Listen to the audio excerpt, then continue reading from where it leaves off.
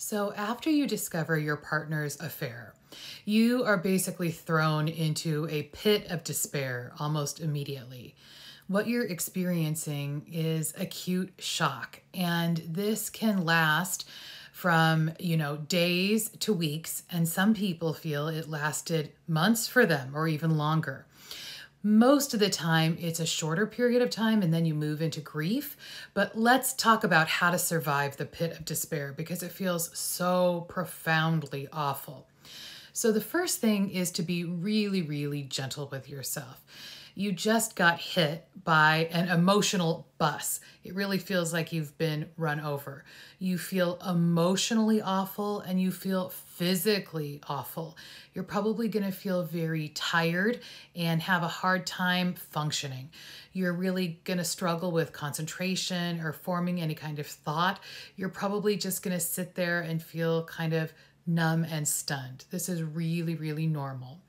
So when you're in this spot, I want you to also focus on just taking it one day at a time. It's going to seem overwhelming to keep feeling like this. And you're going to start to think, how long will I feel like this? I can't do it. It's overwhelming. Just tell yourself, I just need to get through today. And then I'm going to just focus on tomorrow. Today is all that I'm going to think about today. The next thing I want you to think about is that your feelings are kind of like waves. Painful feelings are going to come in, they're going to crash on you, and you're going to feel really painful in that moment, and then those feelings are going to fade away. So all we want to do is survive that painful period better, right? To do that, I want you to do something like focus on your breathing and just breathe through the acute pain phase. You can just tell yourself, we're going to just breathe. We're going to let this come in. You could also push on the wall if you're feeling a little bit angry, but I think breathing works best. Just try to breathe through the pain and let the feelings start to die down, right? Once the feelings start to die down, then you can comfort yourself and you can do some things to regulate your nervous system. So when I say comfort yourself, I mean say things to yourself like, it's okay. It makes sense that we're really struggling with this. A horrible thing happened to us. We are doing the best we can. Of course, we're feeling completely overwhelmed and we're suffering right now. This is really, really normal. Then to, regulate your nervous system, I have a whole list of things you can do. Let me show you.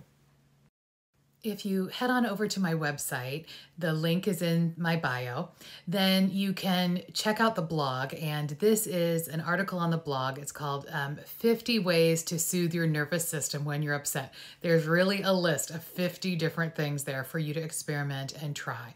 I want you to come up with a few things that you can plan to do when you're feeling dysregulated. That's overwhelmed, feeling like you want to cry, just feeling out of sorts. When you're feeling that way, I want you to come to this list and pick some things that you're going to try to help, soothe your nervous system and help you calm down. So again, this is on my blog. Then after you've taken care of your nervous system, I want you to think about scheduling time to talk about the affair instead of talking about it all day long. Because if you're talking about the affair all day long, you're going to just keep injuring yourself. You're going to keep getting yourself revved up and your nervous system dysregulated, and you're going to feel horrible. So instead, spend most of the day soothing yourself. And that way you'll have the emotional energy to spend, about an hour, maybe less, depending on how well you're doing and how your partner is doing. But let's think about spending an hour to talk about the affair and the questions you have and things you want to know. After that, then you need to do things again to soothe yourself and regulate your nervous system.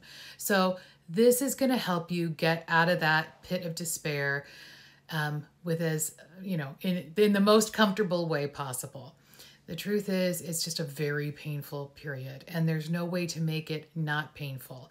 All we can do is try to manage our way through it as best as we can. No one does it perfectly, but I think if you follow these tips, you're going to feel better, do better, and then you can start climbing over a fair mountain, right? First, we got to get out of the pit of despair. All right, hope this helps you. Keep me posted. Good luck.